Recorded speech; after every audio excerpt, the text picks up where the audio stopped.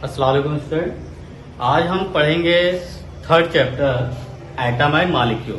ठीक है, हमारा थर्ड चैप्टर क्या है? एटम एंड मॉलिक्यूल है केमिस्ट्री का। तो सबसे पहले हमको जो पढ़ना होगा वो पढ़ना क्या है? एटम समझना होगा। उसके बाद हम क्या समझेंगे? मॉलिक्यूल समझेंगे। ठीक है, सबसे पहले हम क्या समझेंगे? एटम, कि एटम होता क्या है। तो अगर हम बात करें एटम की कि एटम होता क्या है, एटम तो हम कह सकते हैं कि atom is a simplest unit of any state of matter. यानी जो एटम होता है वो किसी भी मैटर की जो सबसे सिंपलेस्ट यूनिट होती है, सबसे छोटी यूनिट जो होती है, उसी को हम क्या कहते हैं? एटम कहते हैं।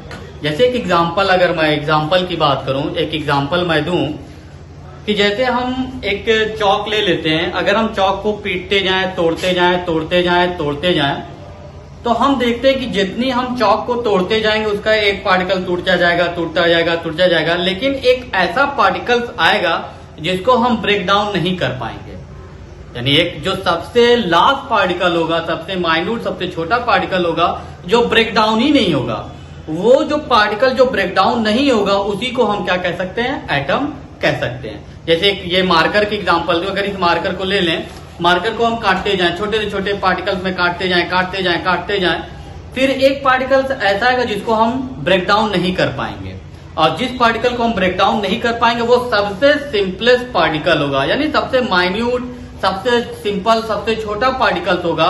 उसी छोटे पार्टिकल्स को हम क्या कहेंगे? एटम कहेंगे। तो मेरे ख्याल से एटम समझ में आ गया होगा कि एटम होता क्या है, क्योंकि इससे पहले वाले चैप्टर में हमने मैटर पढ़ा था। तो मैटर के बारे में बताया भी गया था कि anything which occupy space which है मास एंड वेट, यानी जिसका एक मास हो, जिसका एक वेट हो, जो एक स्पेस को ऑक्युपाई करता है, उसी को हम मैटर कहते हैं। ये पिछले प्रीवियस क्लास में हो चुका है, इससे पहले वाली वीडियो में सारी बातें हो चुकी हैं। तो इसी तरीके से अगर हम एटम की बात करें तो एटम भी जो है वो हमारा सबसे सिंपलेस्ट यूनिट है किसी भी मैटर की। तो यहां पे हम लिख सकते हैं कि it is a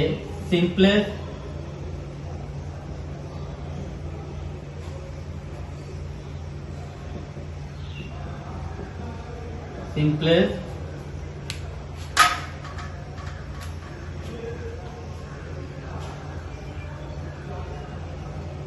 form or unit of any state of matter. Clear हो गया? ये हो गया हमारा क्या? एटम। की एटम जो होता है वो किसी भी मैटर की सबसे स्मॉलेस्ट यूनिट जो होती है, सिंपलेस्ट यूनिट जो होती है, उसी को हम क्या कहते हैं?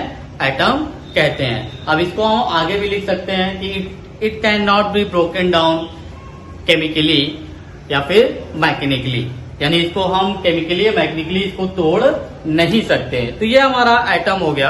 उसके बाद एटम हो गया। उसके बाद अगर हम देखें साइज ऑफ एटम की, तो जैसे कि हम नॉर्मली थोड़ा बहुत जानते हैं कि ये न्यूक्लियस होता है, एटम में न्यूक्लियस होता है, और इसके चारों तरफ जो होता है वो इलेक्ट्रॉन चक्कर लगाता है। ठीक है, इलेक्ट्रॉन एटम के चारों तरफ चक्कर लगाता है। तो ये हो जाता है इलेक्ट्रॉन, और इसमें क्या होता है? पॉजिटिव चार्ज प्रोटॉन होता है, और न्यूट्रॉन जो होता है वो निगेटिव चार्ज होता है। तो अगर हम साइज ऑफ एटम की बात करें कि साइज ऑफ एटम, तो ये होता है 10⁻⁻10 मीटर। ये होती है साइज किसकी? एटम की। लेकिन अगर वहीं पे हम न्यूक्लियस की बात करें, size of nucleus in atom, इसकी अगर हम बात करें तो इसकी जो साइज होती है वो होती है 10⁻16 मीटर। यानी अगर हम देखें तो हम कह सकते हैं कि एटम से भी छोटा या क्या होता है? न्यूक्लियस होता है। ये साइज की बात कर रहा है। अब उसी चीज को यहाँ पे हमने समझाया कि it is a simplest form of unit of any state of matter, यानी एटम की जो सबसे सिंपलेस्ट यूनिट होती है किसी भी मैटर की, सबसे सिंपलेस्ट, सबसे छोटी यूनिट है, उसी को हम क्या कहते हैं? एटम कहते हैं। तो ये बात हो गई किसकी? एटम की। जैसे कि यहाँ पे साइज आपको बता दी गई और size of nucleus in atom आपको बता दिया गया। ठीक है। उसके बाद बात आती है चैप्टर में, फिर हमारा आता है मॉलिक्यूल।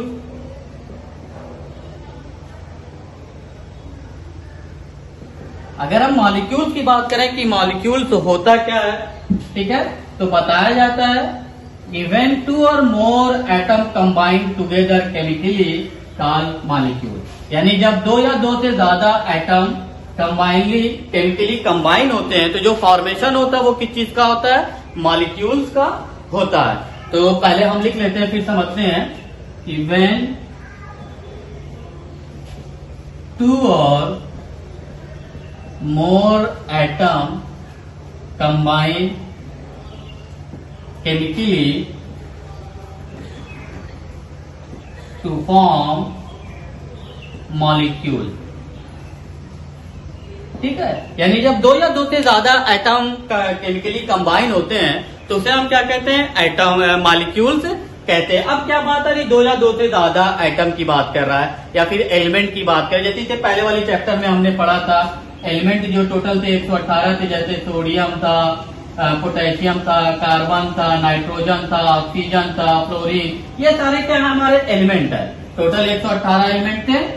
अब उसी चीज के बारे में बता रहा है कि जब 2 या 2 से ज्यादा एलिमेंट या एटम कंबाइन होंगे केमिकली, उन्हीं को हम क्या कहेंगे, मॉलिक्यूल्स कहेंगे। जैसे कि हम नॉर्मली ऑक्सीजन की बात करते हैं, एग्जाम्पल की अगर हम बात करें, जैसे हम ऑक्सीजन लिखते हैं तो ऑक्सीजन का हम क्या करते हैं, O लिख देते हैं, लेकिन अगर ये मॉलिक्यूल्स लिखना होगा तो O2 हो जाएगा। अब अगर हम मॉलिक्यूल्स की बात करें तो ठीक O2 हो गया, N2 हो गया, ठीक है, C2 हो गया, तो ये सब क्या हो गया, मॉलिक्यूल्स हो गए। क्यों? क्योंकि इसमें क्या हुआ, एक से ज्यादा एटम जो है वो केमिकली कंबाइन हो गया है, तो जो फॉर्मेशन हो जाएगा वो किस चीज का हो जाएगा, मॉलिक्यूल्स का हो जाएगा। तो इससे पहले आपने जो प्रीवियस चैप्टर पढ़ा था जिसमें हमने एलिमेंट के बारे में पढ़ा था, ठीक है, जिसमें आपको बताया भी गया था एलिमेंट के बारे में, तो सेम उसी चीज को यहाँ पे दिमाग में रखें तो हम चीजों को क्या करते हैं, आसानी से समझ सकते हैं। तो सेम वही चीज बता रहा है, ये एटम हो गया और ये क्या हो गया, मॉलिक्यूल्स हो गया। ये छोटी सी चीजें आपसे पूछी जा सकती हैं। तो हमारा जो चैप्टर था वो एटम और मॉलिक्यूल था, जिसके बारे में आपको बता दिया गया।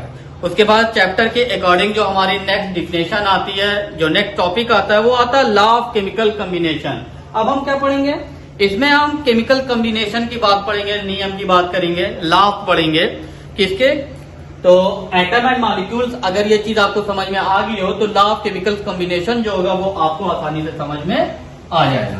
तो जो हमारा नेक्स्ट टॉपिक है वो क्या है, लॉ ऑफ केमिकल कॉम्बिनेशन है। इसमें क्या बताया गया है, लॉ ऑफ केमिकल कॉम्बिनेशन। अब देखिए नाम में ही आपको समझ में आ रहा होगा, कॉम्बिनेशन है, यानी इसमें क्या करना है, कॉम्बिनेशन की बात होगी, कंबाइन करके किसी चीज को फॉर्मेशन किया जाएगा। तो हमारा जो टॉपिक है वो है law of chemical combination. Law of chemical combination ये 2 तरह का होता है। अगर हम इसके लॉ ऑफ केमिकल कॉम्बिनेशन की बात करें तो ये 2 तरह का होता है, 2 टाइप्स के पाए जाते हैं लॉ ऑफ केमिकल कॉम्बिनेशन, जिसमें हम पढ़ते हैं law of conservation of mass और लॉ ऑफ कांस्टेंट प्रोपोर्शन। जैसे पहले की बात करें तो law of conservation of mass ये पढ़ेंगे, फिर उसके बाद पढ़ेंगे हम लॉ ऑफ कांस्टेंट प्रोपोर्शन। इस चीज के बारे में हमने पहले थोड़ा सा पढ़ा है कि इसमें क्या होगी, जो चीजें होंगी वो कांस्टेंट होंगी, यानी रिएक्टेंट और प्रोडक्ट साइड में क्या होगा, सेम मॉलिक्यूलर मास होने चाहिए, यानी मास जो होगा एटम का वो सेम होना चाहिए। और law of conservation of mass, यानी इसमें क्या होगा, हम मास को कंजर्व करेंगे, बचाकर रखेंगे। तो बताया जाता है कि लॉ ऑफ केमिकल कॉम्बिनेशन, अगर हम इसकी बात करें तो बताया जाता है कि लॉ ऑफ केमिकल कॉम्बिनेशन जो है वो हमारे given by Loiser and Joseph L Frost act as follow, इन्होंने दिया था। कौन कौन दिया था वो आपको नाम लिख दिया जाता है यहां पर, लॉ ऑफ केमिकल कॉम्बिनेशन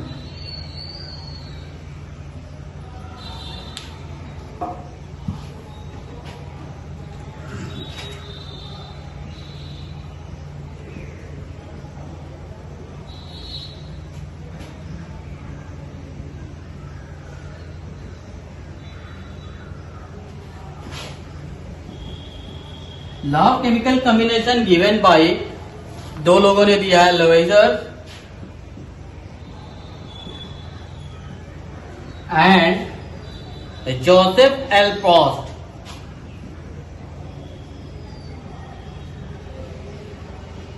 इन्होंने क्या किया था, लॉ ऑफ केमिकल कॉम्बिनेशन बताया था। अब इसके अकॉर्डिंग है क्या कि लॉ ऑफ केमिकल कॉम्बिनेशन होता क्या है, तो बताया जाता है कि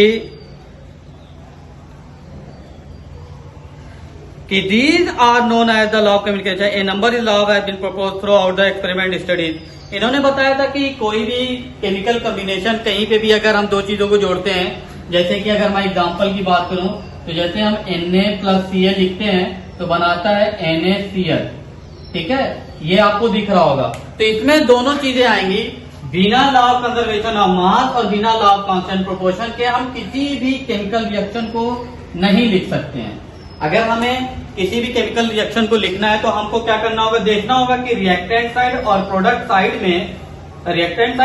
साइड में जो एटम हैं उनके मास बराबर आ रहे हैं कि नहीं आ रहे हैं। अगर इनके मास बराबर आ रहे हैं तब तो हम फॉलो कर सकते हैं law of conservation of mass, law of constant proportion. तो इससे पहले ये चीज तो समझ में आ गई होगी। अब हम समझ लेते हैं कि रिएक्टेंट और प्रोडक्ट, यानी किसी भी केमिकल रिएक्शन लिखने के लिए अगर हम केमिकल रिएक्शन लिख रहे हैं तो हमें दो चीजें साफ याद होनी चाहिए या फिर पता होना चाहिए कि रिएक्टेंट किसे कहते हैं और प्रोडक्ट किसे कहते हैं। तो बताया यह जाता है, जैसे मैं एक एग्जांपल लिख रहा हूं कॉमन सा, C+O2 तो क्या बन रहा है, कार्बन डाइऑक्साइड, यानी कार्बन प्लस ऑक्सीजन अगर हम कर रहे हैं तो कार्बन डाइऑक्साइड बन रहा। तो अब अगर बात हो कि इसमें रिएक्टेंट साइड क्या है, प्रोडक्ट साइड क्या है, तो सिंपल सी चीज है, क्योंकि किसी भी रिएक्शन को लिखने के लिए ये दो चीज हमें पता होना चाहिए कि किसे हम किस साइड को रिएक्टेंट साइड कहते हैं और किस साइड को प्रोडक्ट साइड कहते हैं। क्योंकि जो दो लॉ हम पढ़ने जा रहे हैं, law of conservation of mass और लॉ ऑफ कांस्टेंट प्रोपोर्शन, इनमें इन दो चीजों को हमको पता कर लेना, तभी हमको पता चलेगा कि कौन सी साइड का और कौन सी साइड का मास जो होना चाहिए वो सेम होना चाहिए। तो ये साइड जो होती है वो हमारी क्या कहलाती है, रिएक्टेंट साइड कहलाती है, यानी हमारी लेफ्ट साइड। लेफ्ट साइड में जो होता है वो क्या होता है, रिएक्टेंट होता है लेफ्ट साइड में, और जो राइट साइड में लिखा जाता है उसे हम क्या कहते हैं, प्रोडक्ट कहते हैं। क्या कहते हैं, प्रोडक्ट कहते हैं। तो ये हमारा रिएक्टेंट हो गया और ये हमारा प्रोडक्ट हो गया। क्योंकि जब हम केमिकल रिएक्शन पढ़ेंगे तो केमिकल रिएक्शन में यही होता है कि जब दो चीजें, हमने इससे पहले पढ़ा भी होगा अपने प्रीवियस क्लासेस में कि केमिकल और फिजिकल रिएक्शन या केमिकल चेंज और फिजिकल चेंज पढ़ा होगा। तो केमिकल चेंज में आपको बताया होगा कि व्हेन टू और more substance combine together to form a new product, यानी जब दो या दो से ज्यादा कोई एलिमेंट या कोई चीज कंबाइन करती है और एक नई चीज का फॉर्मेशन होता है, उसी चीज को हम क्या कहते हैं, केमिकल रिएक्शन कहते हैं। तो सेम उसी तरीके से अगर हम यहाँ पे देखें, यहाँ हम देख रहे हैं कि ये हमारा क्या है, कार्बन है और ये हमारा ऑक्सीजन मॉलिक्यूल है, यानी ऑक्सीजन है। अब हम क्या कर रहे हैं, जब कार्बन को ऑक्सीजन से रिएक्ट कर रहे हैं तो हमारा क्या बन रहा है, कार्बन डाइऑक्साइड बन रहा है। तो अब ये केमिकल रिएक्शन हो गया। अब केमिकल रिएक्शन में दो साइड होती है, रिएक्टेंट साइड होती है और प्रोडक्ट साइड होती है, ठीक है। तो अब हमें क्या करना है, तो जो लेफ्ट साइड में होता है उसे हम रिएक्टेंट कहते हैं और जो राइट साइड में होता है उसे हम क्या कहते हैं, प्रोडक्ट कहते हैं। अब हम आते हैं अपने लॉ पे। तो ये केमिकल रिएक्शन हो गया जो आपको बताया, इस तरीके के बहुत से रिएक्शन आपको मिलेंगे। जैसे एक कॉमन था, ये जो रिएक्शन लिखा गया इसी को देख लीजिए, Na+Cl, तो क्या बनाया, NaCl, ठीक है, यानी सोडियम क्लोराइड। अब अगर हम पूछें कि ये कौन सी साइड है, ये कौन सी साइड है और ये कौन सी साइड है, तो हम इसे लिखेंगे कि ये रिएक्टेंट साइड है और ये कौन सी साइड होगी, प्रोडक्ट साइड होगी। अब बात आती है कि रिएक्टेंट क्या होता है, जहां वो दो the reaction in which two element are combined, reaction में जिस साइड में दो एलिमेंट कंबाइन होते हैं उसे हम रिएक्टेंट कहते हैं। और दो एलिमेंट कंबाइन होने के बाद जब एक नई चीज का फॉर्मेशन होता है तो उसे हम क्या कहते हैं, प्रोडक्ट कहते हैं। तो उसी चीज को हमको यहाँ पे देखना होगा लॉ ऑफ कांस्टेंट प्रोपोर्शन में, कि लॉ ऑफ कांस्टेंट प्रोपोर्शन में हम देखेंगे तो जो हमारा प्रोपोर्शन होगा किसी भी एलिमेंट का, चाहे वो रिएक्टेंट साइड हो चाहे वो प्रोडक्ट साइड हो, वो क्या होगा, ना घटेगा ना बढ़ेगा, जितना था उतना ही रहेगा। सेम इसी तरीके से law of conservation of mass में कि लेफ्ट साइड यानी रिएक्टेंट साइड के एटम के मास और प्रोडक्ट साइड के एटम के मास दोनों क्या होने चाहिए, सेम होने चाहिए। अगर दोनों बराबर है तब तो हम इस चीज को फॉलो कर रहे हैं, अदरवाइज हमारा रिएक्शन जो होगा वो क्या हो जाएगा, गलत हो जाएगा। तो ये चीज हमको क्या करना है, समझना है law of conservation of mass और लॉ ऑफ कांस्टेंट प्रोपोर्शन में। तो जैसे कि ये है law of constant proportion, law of conservation of mass, ये हमने बता दिया कि केमिकल रिएक्शन में एक साइड रिएक्टेंट होता है, एक साइड प्रोडक्ट होता है। जो चीज वहां पे हमको समझना है वो चीज यहीं पे समझा दी जा रही है कि जहां पे दो चीजें मिलती हैं वो रिएक्टेंट साइड होती है, और मिलने के बाद जो नई चीज बनाती है वो प्रोडक्ट साइड होती है। इससे पहले जो हमने प्रीवियस क्लासेस में पढ़े होगा केमिकल रिएक्शन, केमिकल चेंज हमने पढ़ा है कि व्हेन टू और element combine together to form new product, यानी जब दो या दो से ज्यादा एलिमेंट आपस में जुड़ते हैं और एक नई चीज का फॉर्मेशन करते हैं, वही फॉर्मेशन जो होता है, प्रोसेस जो होता है, चेंज जो होता है, वो केमिकल रिएक्शन और केमिकल चेंज कहलाता है। तो हम इस चीज को इसलिए समझ रहे हैं ये चीज, क्योंकि इसको समझने के बाद ही हम इस चीज को समझ सकते हैं। तो ये हो गया केमिकल रिएक्शन, जिसमें ये रिएक्टेंट साइड हो गया और ये प्रोडक्ट साइड हो गया। रिएक्टेंट साइड में हमेशा दो से ज्यादा एलिमेंट को कंबाइन किया जाता है और नई चीज जो बनती है वो एरो के बाद दिखाई जाती है, और जो दिखाई जाती है वही क्या होती है, प्रोडक्ट होता है। तो ये रिएक्टेंट हो गया, ये प्रोडक्ट हो गया। ठीक है, तो आज की वीडियो में हमने सिर्फ आपको एक बेसिक चीज समझाई है, ठीक है, जो आपके लिए बहुत हेल्पफुल है, क्योंकि अगर इस चीज को यहीं समझ जाएंगे तो आगे जो हम चैप्टर पढ़ने जा रहे हैं उसमें आपको दिलचस्पी बढ़ जाएगी। तो आज के लिए इतना ही, दैट्स ऑल।